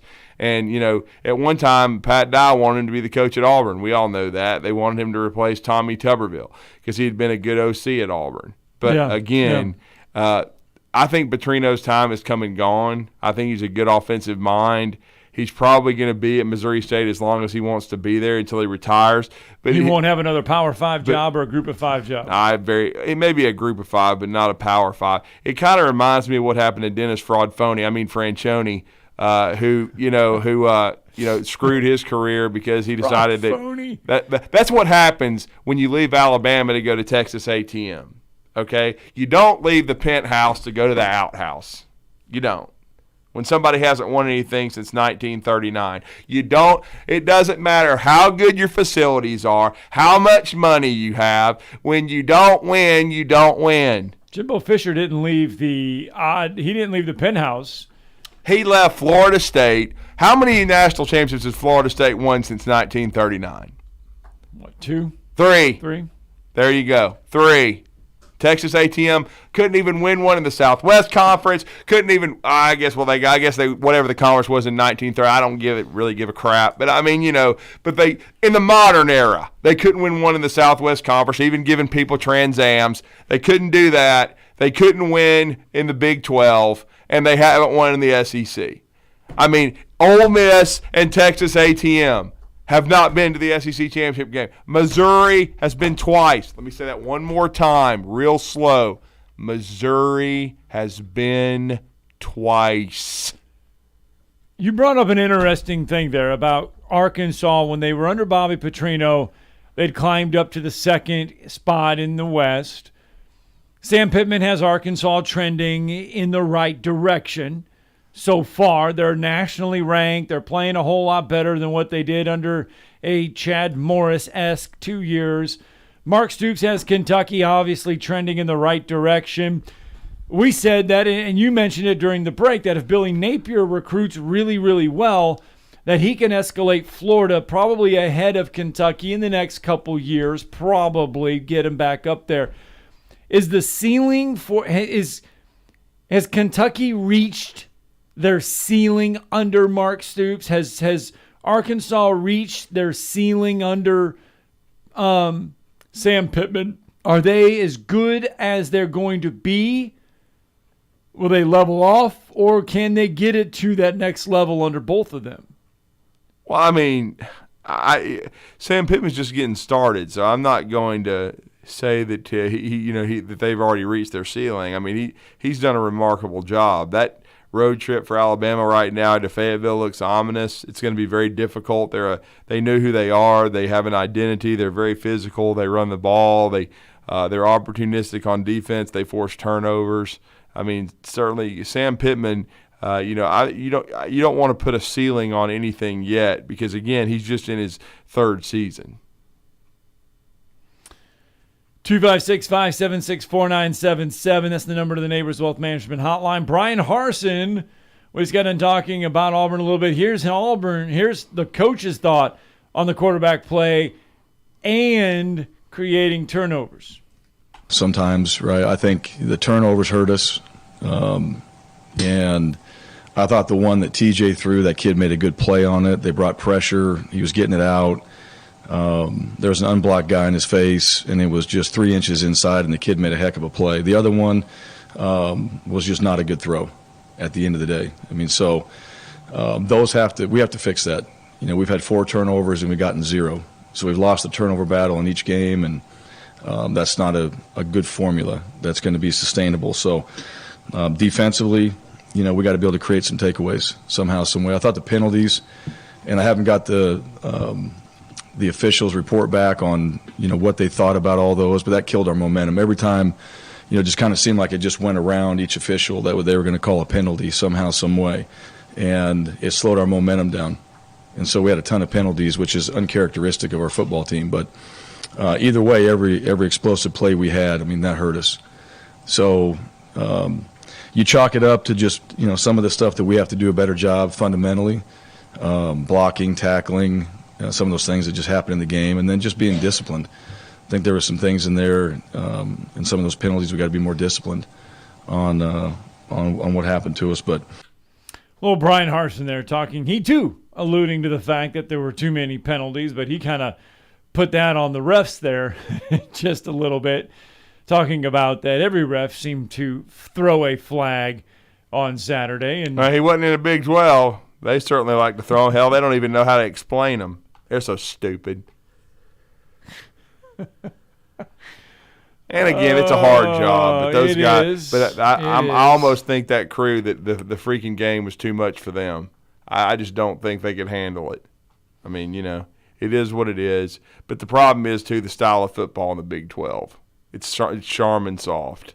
They don't understand it. It's why they wouldn't let guys play, or why they were so consistent. Why, Alabama gets called for roughing the passer if they breathe on the quarterback. Bryce Young gets knocked around, and Clown Patrol's not throwing any flags. But again, one of the biggest things in officiating that needs to be, I think, looked at is the roughing the passer. I mean, it's a joke. Okay? I understand you want to protect the quarterback. Right. It is the most important position. 110% agree. Right. But some of this is just and again, I understand the head area. Okay? You can't go up high. You can't spear with your helmet. I totally dig that. I mean, what Ollie Gay did was ridiculous. He deserved targeting and to get ejected for LSU against Florida State. Yes. But if you're just barely shoving a guy and he goes down and the guy acts like he's got shot by John Dillinger or whatever the hell, you can't throw a flag and call that roughing the passer. I mean, it's almost like flopping. You know what I'm saying? These guys can flop and draw a flag. I mean, come on. And then what happened with Dallas Turner, that was stupidity.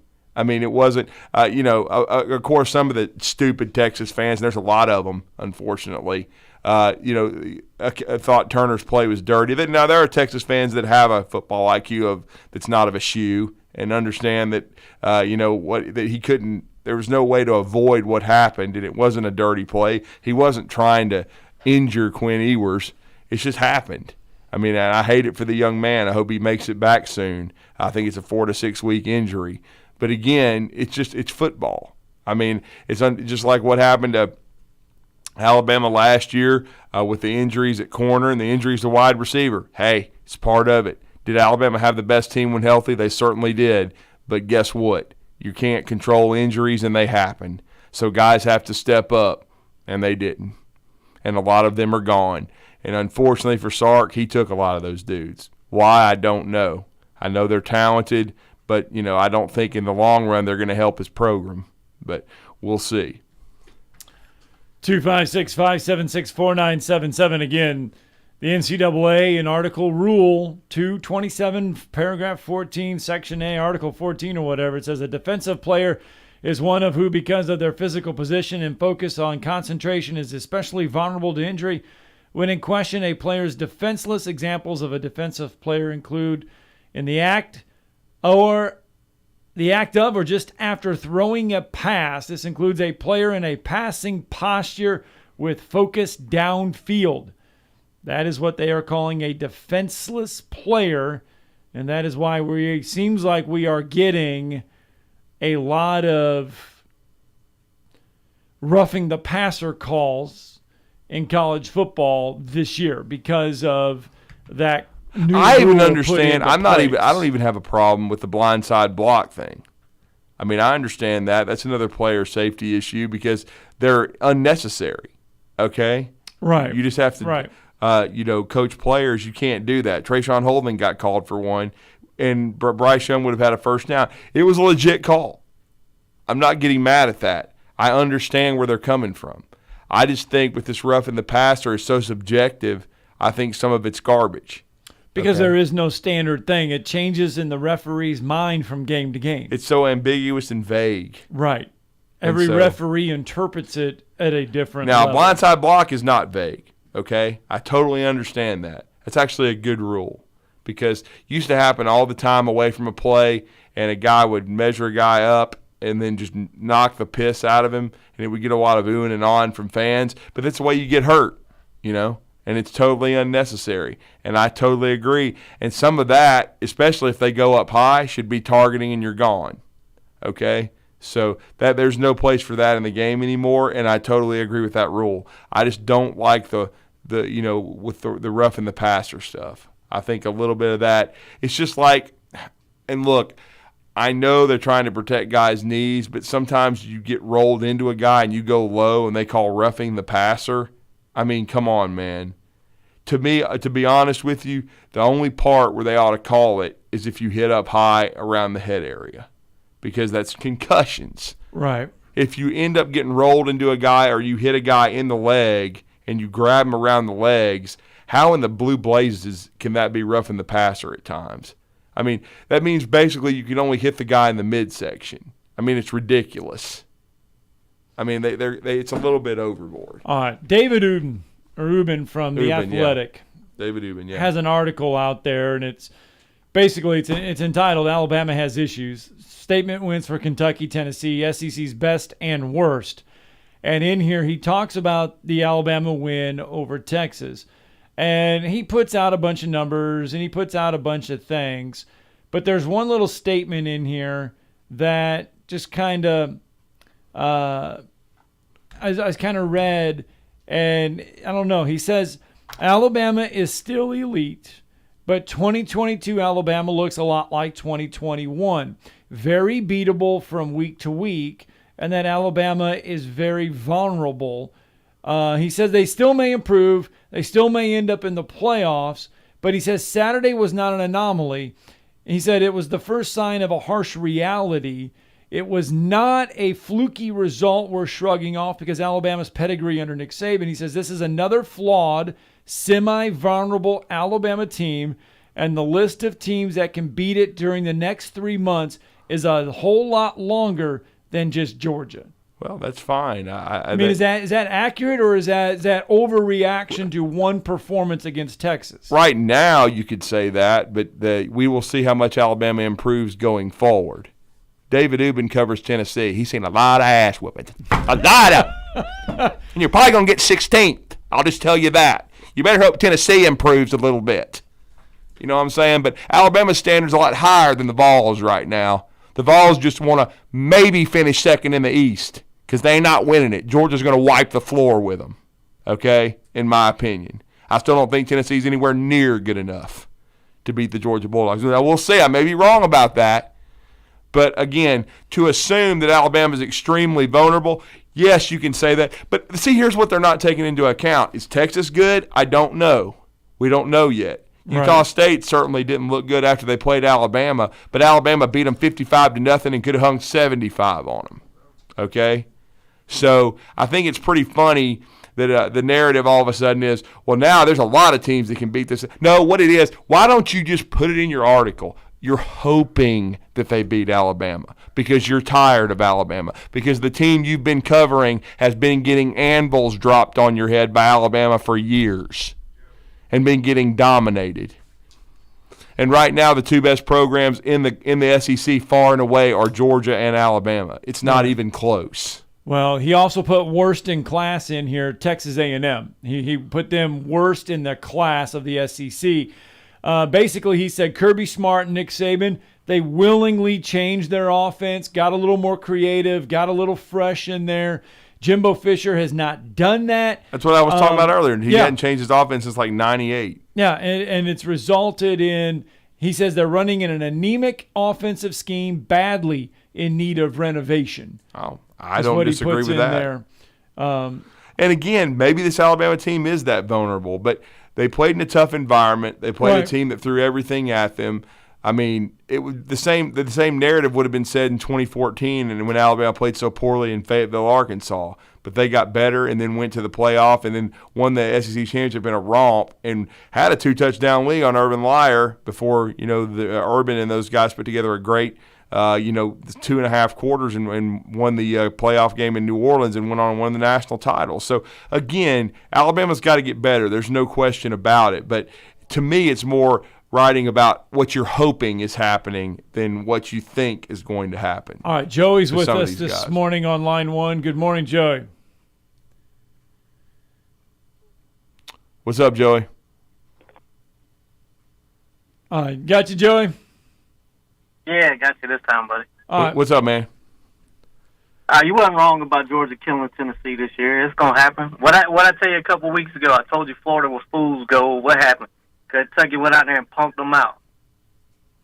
Yep. Yeah, they did. In the swamp. Yeah, and I picked Kentucky in that game as well. Yeah, Florida could lose to Madison County, and I'd be laughing about it. I hate Florida, man. I hate the fans. I don't hate the state. Disney World's all right, but that's about it.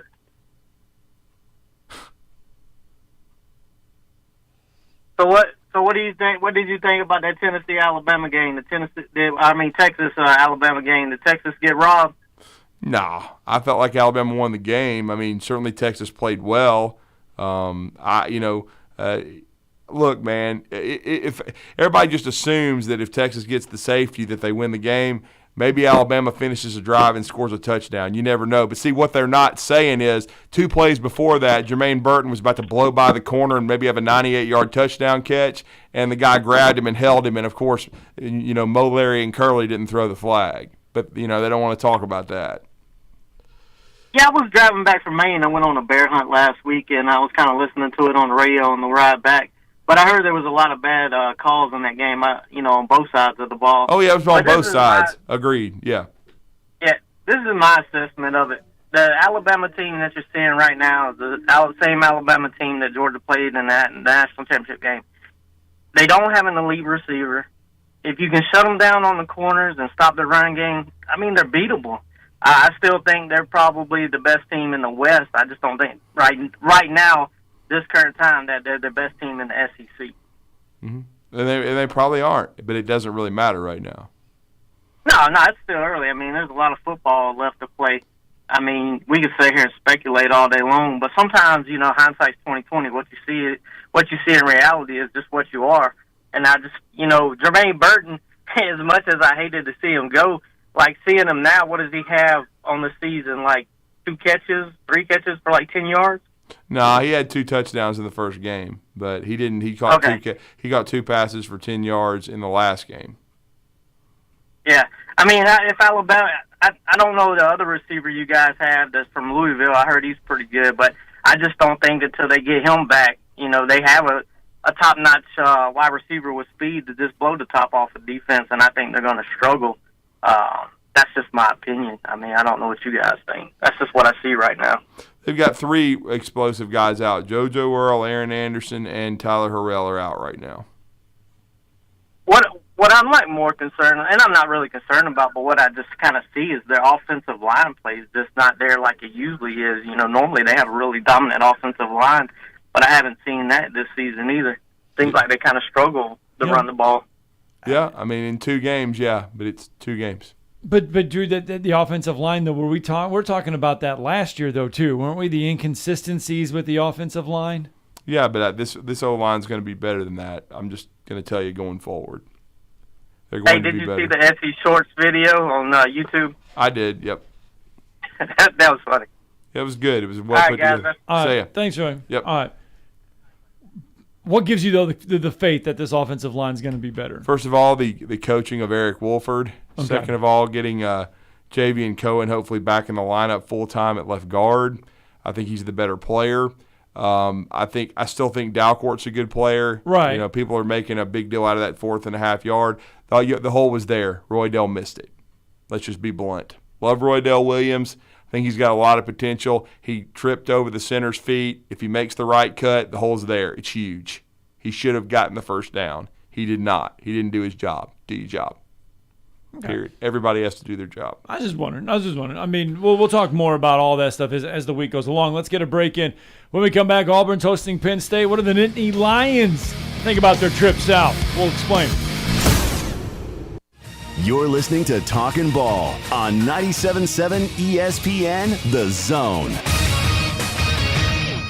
Listen up, sports fans. Still a major backup trying to get into. Coach, how's this year's lineup looking? It's looking great. We got a lot of MVVs, and they are looking outstanding. Next. Yes, what about trades? Ma'am, University Kia always gives up to $5,000 of a KBB trade-in value. Right now, get up to $5,000 over Kelly Blue Book fair market value for any trade at University Kia. New 2022 Kia K5s are just $199 per month. Plus, we want to buy your car. Scan the QR code to see what your car's worth. Only at University Kia. Came in as an injury type. No hose, no mask. You could ask Dr. Sandman, that's Dr. Sandlin, for the medically proven benefits of the Somnodent for sleep apnea and for snoring. Dr. Sandlin, 350-CARE. Captain Nick in the North Parkway Popeyes Skywatch Traffic Center. Do you know that your car or truck or SUV may be worth up to 30 or 40% more than it was last year? It's true. Bobby White back again for Woody Anderson Ford, and now is the perfect time to trade in, trade up to a gold certified or blue certified pre-owned car, truck, SUV, or crossover. While our new vehicle inventory continues to build back, our Ford Blue Advantage certified pre-owned vehicles are nearing 100 models to choose from, and a good variety too. Woody Anderson Ford Gold certified vehicles are 6 years or younger with less than 80,000 miles and have passed a 172-point inspection by factory certified technicians. They have a 14-day, 1,000-mile money-back guarantee, a great comprehensive limited warranty, 24-hour roadside assistance, and go home with full tank of gas and a fresh oil change. Get nearly a new ride and none of the worries. Woody Anderson Ford, Jordan Spartman. Hope to see you soon. When I chose a garage door company, I did my homework. I needed Precision Overhead Garage Door Service. They have a 5-star Google rating. I checked their reviews and liked what their customers had to say. Precision Overhead Garage Door has lifetime warranty packages. Same-day service if I call before 2 p.m. If they can't make it the same day, my service call fee the next day is waived. They did a 25-point safety inspection on the door and operator. Now that's peace of mind. Residential, commercial, and gate services. Precision Overhead Garage Door Service. Call 256-400-4500. I thought learning a language would be too much work, but Babbel makes learning fun. J'aime Babbel. Babbel's lessons only take 10 or 15 minutes, and in 3 weeks you can actually speak another language. Como si fuera magia. Babbel isn't robots talking. You learn words and phrases from real native speakers. I was ready for real-life conversations in just a few weeks. So easy. Go to Babbel.com to try for free. That's Babbel.com. Babbel.com. Ann Adams with Berkshire Hathaway Rise Real Estate is the one name to know if you're buying or selling real estate. With years of local experience, Ann Adams offers buyers in-depth knowledge of the local housing market and will narrow available properties down to those you'll be interested in so you can save time when shopping for your new home. If you're ready to sell, Ann offers a seamless process using accurate pricing and expert negotiation skills to make sure you get a fair price for your home. Call Ann Adams today at 256-337-2625 or log on bhhsriserealestate.com. This is Wes Neighbors talking to Chris Haygood of Bob Wallace Appliance. Chris, what sets you apart from other appliance dealerships? Wes, these appliances are going into the most used room in your house, your kitchen. The way we have these appliances displayed, it's easy for you to visualize how they'll look in your home. Wes, what sets us apart is the people. They're well trained. In fact, they live and breathe these appliances. And if you need service, you'll really appreciate our parts department. Contact Bob Wallace Appliance at 256-533-2121. The Huntsville Sports Commission, a not-for-profit organization, is driven by the love of sports. And we're excited to announce several events already planned for this fall, including the Gulf South Conference Soccer Championship, the AVCA Fall Collegiate Beach Championships, the NCAA Division I Regional Cross Country Championship, and the Running Lane Cross Country Championships. For the love of sports, the Huntsville Sports Commission. Find out more at huntsvillesports.org. Normally, when you call a roofing company, all you hear is, you need a new roof. Not when you call Fleming Roofing and Restoration. Since 1965, the folks at Fleming have been focused on what you need, whether it's an easy repair or a full roof replacement, commercial or residential. And when it comes to storm damage, you want Fleming on your side. They know all the ins and outs of insurance claims and will guide you through the entire process. Log on FlemingHSV.com and book your free estimate today. Fleming Roofing and Restoration. We show up. This is Chuck Oliver. Listen to me coming up at noon today. Now, back to Talkin' Ball with Scott Tyson and Drew DeArmond on 97.7 ESPN The Zone. Welcome back. Talking Ball 97.7 ESPN The Zone. Scott Tyson, Drew DeArmond hanging out with you. As we mentioned, it is a big game inside Jordan-Hare Stadium. The fourth ever meeting between Penn State and Auburn will go down Saturday. Auburn was up there in Happy Valley last year. Not so happy results from the Auburn perspective, but if you're Penn State and James Franklin, it was a good outing. Saturday, 2:30 inside Jordan-Hare. A lot of people wanted this as a night game. Still, the atmosphere will be good. 2:30 kick for this one. If you're James Franklin and company, James Franklin, I believe when he was there at Vanderbilt, he coached a game. I believe Vanderbilt came down to Auburn, I believe, maybe during his tenure there at Vanderbilt. Yeah, I mean, James Franklin's very familiar with the SEC. There's no doubt about that. He had unprecedented success at Vandy. We know a couple back-to-back 9-win seasons. It's the main reason that he is the head coach of the Nittany Lions, and he's done a great job getting Penn State back among the elite in college football and being a nationally recognized program. We know what the Penn State program went through following, the end of the Joe Paterno era. And then, Bill O'Brien was the head coach there. I thought he did a good job considering what he inherited, no doubt about that. But again, it's going to be a very interesting trip for Penn State. They've already survived one road environment, which was one of the best games, maybe the best game of week 0, so to speak, and that was their road trip to West Lafayette, Indiana, to take on Purdue. They have a quarterback who's maybe the most experienced in Penn State history, and Sean Clifford should have them ready to play. I watched a little bit of their game with Ohio University. They were very impressive last week.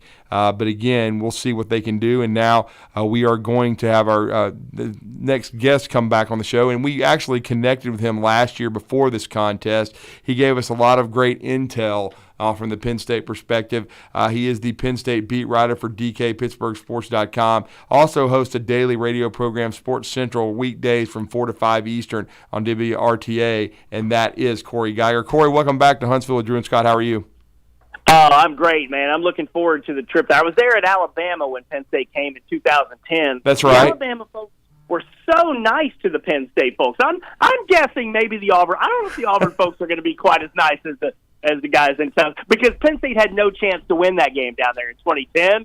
So Alabama couldn't feel threatened at all or anything. Well, they will be, though. If you roll up there and you need some tailgating, barbecue, or whatever, they'll help you out. They will. They'll be just as nice. And we talked about how big of a game this is for Auburn in the first hour. How big of a game is this for Penn State on Saturday?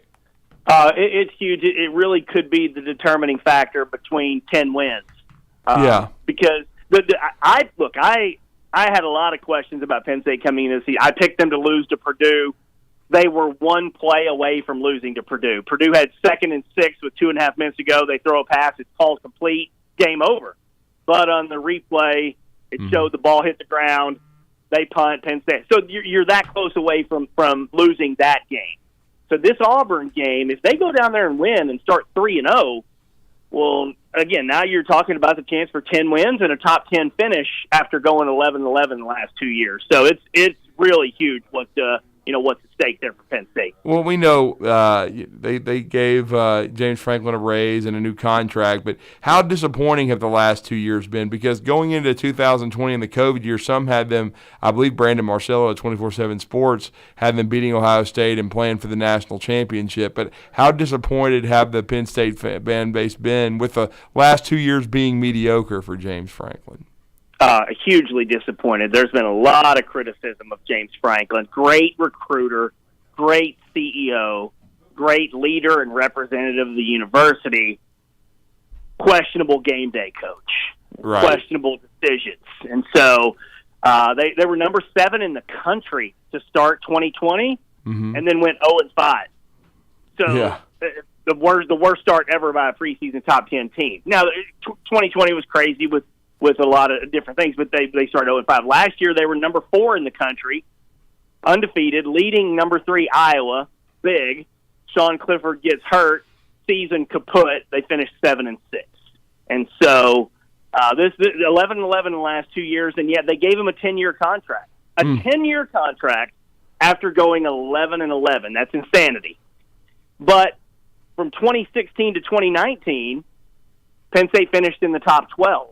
So if there had been a 12-team playoff, Penn State would have made it 4 consecutive years, and they do have great recruiting. So that's why they wanted to keep James Franklin here. That's why that Purdue win was so big. Again, I'll go back to one play difference, and you lose that game. So now you go to Auburn, and look, I know, no offense to anybody, Auburn's not great, but for Penn State to go into the SEC and win a game would be massive for this team's confidence right now. Yeah, no doubt. And with Sean Clifford, he's obviously a very important part of this. Due to COVID, we'll probably never see another 6th-year guy, and with someone that could end up in his career with nearly 50 starts for Penn State. Certainly, he struggled a little bit at times against Purdue, but when he had to, though, the experience shone through, and they had a great drive, Corey, to win that game. I'm like you, I saw the end of it, nearly an unbelievable catch that would have won the game for Purdue. But much like Alabama survived in Austin, Texas, Penn State survived. And Sean Clifford last year against Auburn was 28 of 32. Yes. And then they had a wide receiver who threw a 22-year. So Penn State completed 29 of 33 passes for 300 yards. And, I haven't followed Auburn all that closely, but I know San Jose State threw for 275 on them. And I guess Brian Harsin and your D coordinator have said that the one-on-one battles are the key. Well, Penn State's got a lot better receivers than San Jose State. I can guarantee you that. So in their game Saturday, and this is Ohio. Ohio is not real good. Penn State had 17 different players catch a pass. 17. All of last season, they only had 16 players. So in one game, they had 17 guys catch a pass. They've got good receivers. They've got a 43-year-old quarterback in his 20th year of college. Yeah, basically. They're not going to be fazed by anything that Auburn does. Is Penn State good enough? Is Auburn good enough? We'll see. But nothing that they see there in that environment is going to faze your 43-year-old quarterback here. Purdue, Ohio, those are the first 2 games that Penn State has faced. Obviously, you mentioned that they get wins in both. What's those impressed you the most outside of the receivers, 17 different ones catching passes? What's impressed you the most, though, about Penn State coming into this Auburn game that the Auburn people are going to sit there and say, hey, wow, he was right. They're pretty impressive. Well, I can't say for sure that this is going to happen, but they had a kid, the National Gatorade Player of the Year last year, Nicholas Singleton, a running back. Mm-hmm. He went for 179 yards against Ohio on 10 carries. He had a TD of 70, a TD of 44, and a run of 48. Penn State had not had a 100-yard rusher in 17 games. Last year was Penn State's second worst rushing season ever. Woo! They only averaged 108 yards per game on the ground. They had 84 against Auburn. And so if they can run the ball, and again, this is a true freshman going into Jordan Hare. I don't have tremendous confidence they're going to run the ball. But if they can, Sean Clifford was 28 of 32 last year with no running game. If they can run the ball, it just opens up a world of other things that they can do with their skill people. So that's really the biggest question for this game, for the biggest season. Can Penn State run the ball consistently? Well, and I watched a little bit of Singleton. He seems to be a very explosive guy. I know Noah Cain left to go back home and go to the SEC. But again, this kid looks like the real deal, and it's going to be interesting because Auburn has been good against the run early, so against the pass, and as you said, Sean Clifford and the receivers were so good. And I was impressed when I was watching some of that game yesterday against Ohio about how they kind of spread the ball around. Yeah, and I haven't made a pick on this game yet. It's a 3-point line, and I don't know exactly which way I'm going to go yet. I kind of want to tend to favor Penn State a little bit because they have so much experience in the passing game. But Auburn's defense, I know, is really good, and I don't really expect Penn State to run the ball all that great. So I don't know which way I'm going to go yet. Probably 1 or 2 point game either way, which is a coin flip game, which is, hey, that's what you want to see. You want to see good finishes. And if Auburn's defense can shut down the run and get pressure on Clifford, that's really the way to go. You got to get in Clifford's face. He doesn't get rid of Penn State doesn't do this thing where they just snap the ball and throw it really quickly like a lot of teams do. They have a traditional pro set offense. He's going to be in the backfield for a few seconds. So if Auburn can get back there, which they did not do last year at all, they really didn't pressure Clifford a lot last year. If they can, that will be a huge game changer. And is Singleton, from an ability standpoint, Corey, and I know you've covered this team for many, many years, is he the most explosive back that Franklin's had since Saquon? Yes, without question. I mean, Saquon, you can make a case Saquon's one of the greatest college athletes of all time. I mean, the guy's physical abilities are just out of this world. Nick Singleton isn't quite that right now. He's not as big as Saquon. He's maybe as fast, if not faster. But he's going to have to take those hits and run up the middle, run through the gut. Everything was to the outside last week, and he's going to be faster than Ohio's guys on the edge, right? If he's faster than Auburn's guys on the edge, well, that remains to be seen. And Penn State's offensive line has been really bad for a long time. They were okay against Auburn. The kid just beat people to the edge and took off. So that's always the question with Penn State. Can they get some level of push with their offensive line on a 3rd and 2, 4th and 2? If you can't get outside and you got to go up the gut, can they get those yards? And this Auburn team so far has been a work in progress offensively, especially at the quarterback position. We are very familiar with them being with his stops around the Southeast and in the SEC as well, at Mississippi State and things of that nature. But what's been the early returns for Manny Diaz at Penn State? Well, we were promised an aggressive defense. They have been aggressive. Penn State's got some outstanding players in the secondary: Joey Porter Jr., Jair really Brown, and they've got some good young players on the defensive line. So the key for Penn State is to be able to get pressure. I don't think Auburn's necessarily going to run the ball great. I think Auburn had about 180 yards rushing last year, which was a good number when you're going up against Penn State. But Manny's defense has been good. You can beat Manny if you take a lot of big shots maybe and catch him in an over-aggressive scheme or format or formation. But, Purdue did a couple times on some plays. I'm not quite sure Auburn's passing game is gonna be able to do that. You guys can tell me if I'm wrong, but I don't know that they're going to be able to throw the ball 40 and 50 yards down the field a bunch. We have not seen that much at all, Scott.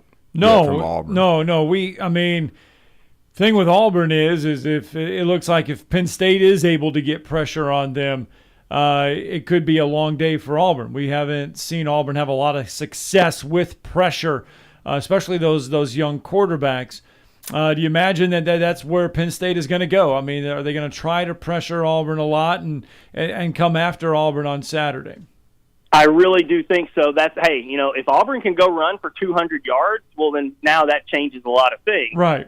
But Penn State's got the athletes in the secondary to go one-on-one. They've got the schemes. I think they think they can be okay putting their guys on an island and then rushing a bunch of dudes. And so if they are able to get to the quarterback, well, then that would be a big factor in the game. If they're not able to get to the quarterback or Auburn really gets rid of the ball quickly, like the quick snaps and slants and screens, I mean, that's a good way to move the chains against Penn State.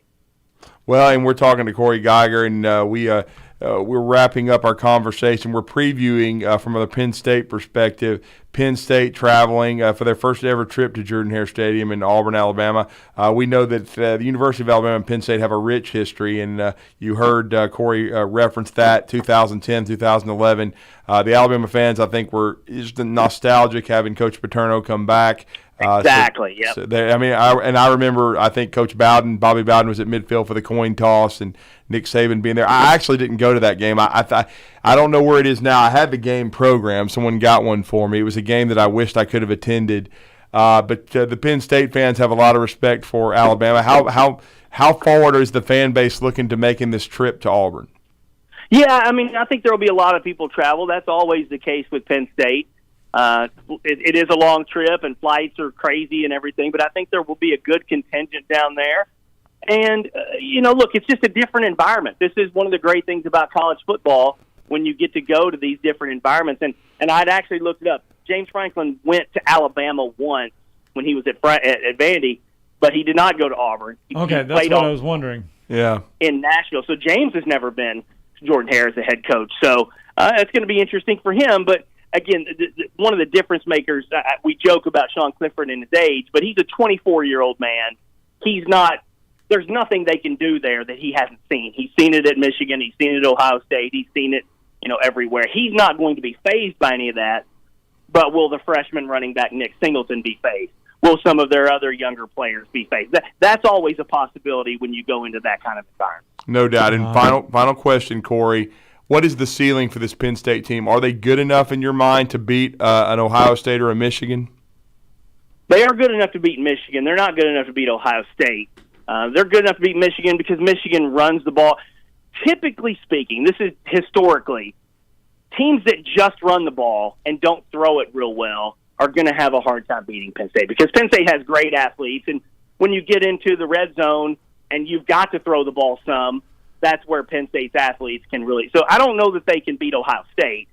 In fact, I doubt very seriously they can. They can beat Michigan, though. So that's why this Auburn game is so big, is if they get through Auburn 3-0, again, now you're talking maybe at least 10-2, and if you can beat Michigan 11-1, and I mean, that would be an incredible bounce back year after going 11-11 the last 2 years. No doubt. Well, Corey, we appreciate it. DKPittsburghSports.com. Let everybody know how to follow your coverage, and safe travels to our state. Hey, I appreciate it, guys. I'm looking forward to it. I saw the weather's 87 degrees. I'm from Arkansas, so I enjoy this southern warmness at this time of year. Well, get down here and make sure you take advantage of Tiger Walk. Take a watch of Tiger Walk on Saturday. Awesome. Thanks, guys. All right, thanks. At Corey Geiger on Twitter, Giger, Cory, Giger. Follow his coverage. Interesting, Drew. Penn State's not good enough to beat Ohio State, but good enough to beat Michigan. Last time I checked, Michigan beat Ohio State. I mean, Joel Klatt, if you're listening to that moron, he's already put, the playoffs done. It's already Ohio State and Georgia, and they should play for the national championship. And Alabama really lost to Texas, That's according to what that schmuck said. Let's get a break. Tomorrow's headlines today.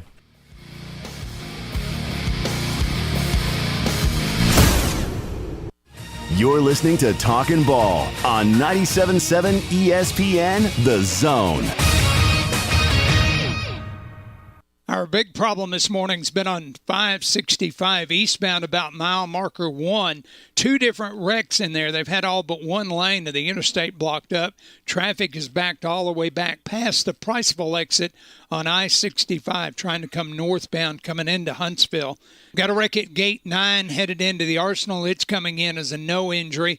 67 in Pines Road in Morgan County reported with injuries. And we got a multi-vehicle accident 431 northbound at Hayes Nature Preserve that still may be slowing things down. From routine care to heart failure, Dr. Randall Burns and the team at Huntsville Heart Specialists on Bob Wallace Avenue have the expertise to care for all matters of the heart. Captain Nick in the Jordan Lane Popeye Skywatch Traffic Center. McCurry Motors is your car and van rental headquarters. You can rent the vehicle you need today. Family in town, sporting event, church function, no matter what your need, McCurry Motors has you covered with a wide selection of cars and vans available for rent. They have 12-passenger Mercedes Sprinter vans, 12-passenger Ford Transit vans, 15-passenger Ford Transit vans, and 15-passenger Chevrolet Express vans. They have 2 locations, Highway 72 in Athens or Max Luther Drive in Huntsville. Drivers who switch and save with Progressive save over $700 on average, and those savings add up. Imagine what you could buy in the future. Hey, remember how 20 years ago I switched to Progressive? Well, now it's the future, and I used all those savings to buy this new hologram phone. Because, you know, it's the future, and everything is holograms now. So switch to Progressive and save big, because those savings can add up in the future. Progressive Casualty Insurance Company and Affiliates. National annual average insurance savings by new customers surveyed who saved with Progressive in 2020. Potential savings will vary. Do you know that your car or truck or SUV may be worth up to 30 or 40% more than it was last year? It's true.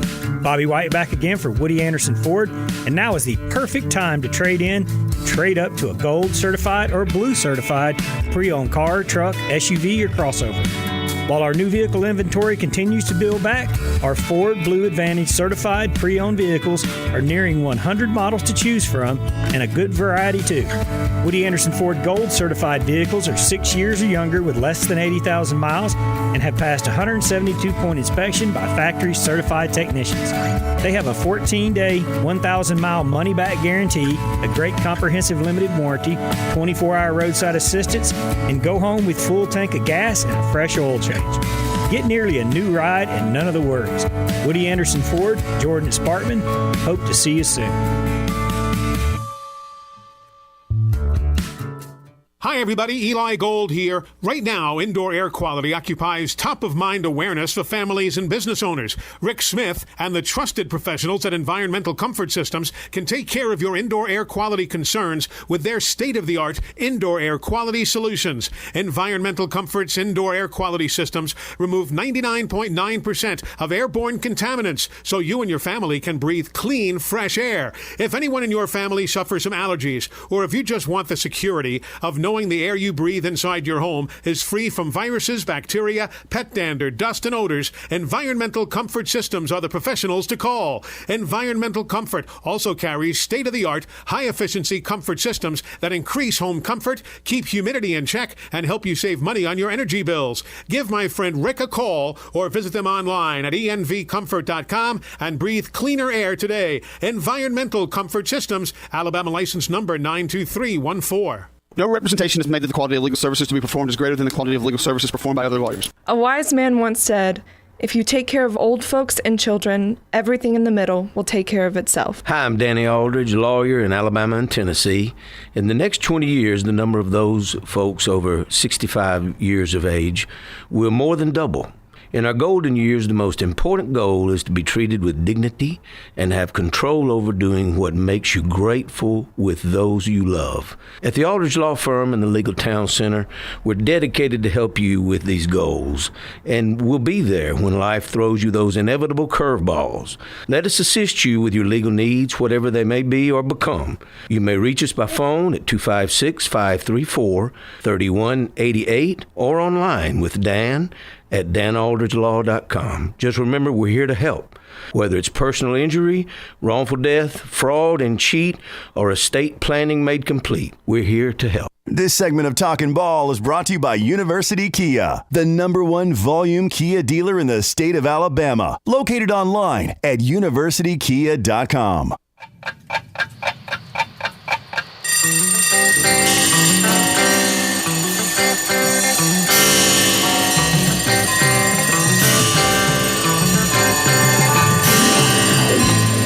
It's time for tomorrow's headlines today with Scott Tyson and Drew DeArmond on 97.7 ESPN The Zone. All right, 2008, we just got done talking about Auburn and Penn State. I don't think this will happen on Saturday, but happy 3-2 to those that remember 3-2. On this date, 2008, Auburn, Mississippi State went 3-2. That was your final score from Starkville. I remember being in Tuscaloosa during that game. That was unreal. And believe it or not, PFF, Pro Football Focus, the most accurate quarterback on throws past the sticks in week 1 belongs to none other than Jalen Hurts. Good. Never win a Super Bowl. Just saying. I'm just saying. He was the most accurate quarterback beyond the sticks in week 1 in the NFL. I mean, they played well the first game. They beat Detroit 38-35.